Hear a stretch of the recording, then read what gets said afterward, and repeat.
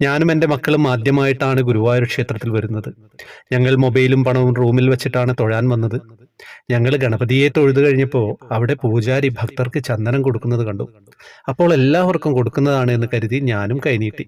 പക്ഷേ എനിക്ക് ചന്ദനം തരാതെ എൻ്റെ തൊട്ട് പുറകിൽ നിന്നൊരു വ്യക്തി പൂജാരിക്ക് 50 രൂപ കൊടുത്തപ്പോൾ എൻ്റെ മുന്നിൽ വെച്ച് അദ്ദേഹത്തിന് പൂവും ചന്ദനവും കൊടുത്തു. പൂജാരി എന്നെ കണ്ട ഭാവം പോലും ഉണ്ടായിരുന്നില്ല. അതിനുശേഷം ഞങ്ങൾ ചുറ്റമ്പലം പ്രദക്ഷിണം വെച്ചതിന് ശേഷം അവിടെ നിൽക്കുമ്പോൾ ഒരു ഭക്തയെ പരിചയപ്പെട്ടു. ആ ഭക്ത ഞങ്ങൾക്ക് കണ്ണന് ചാർത്തിയ ചന്ദനവും കണ്ണന് നേദിച്ച പഴവും പഞ്ചസാരയും ഒക്കെ തന്നു. പൂജാരി ചന്ദനം തന്നില്ലെങ്കിലും അത് കണ്ട കണ്ണൻ ഞങ്ങളെ കണ്ടിരുന്നു. ഞങ്ങൾക്ക് ചന്ദനവും പഴവും പഞ്ചസാരയും ഒക്കെ ആയിട്ട് ആ ഭക്തയുടെ രൂപത്തിൽ മുന്നിൽ വന്നു. എന്താണ് ഇതൊക്കെയാണല്ലേ കണ്ണനെ പൂജാരി കണ്ടില്ലെങ്കിലും നമ്മളെ കണ്ണനെ കാണുമല്ലോ, കണ്ണൻ നമ്മളെ കണ്ടിരിക്കും, ഒരു സംശയമില്ല. അപ്പോൾ ഇതൊക്കെയാണ് തൃമധുരത്തിലെ വിശേഷങ്ങൾ അറിയാനായിട്ട് ചാനൽ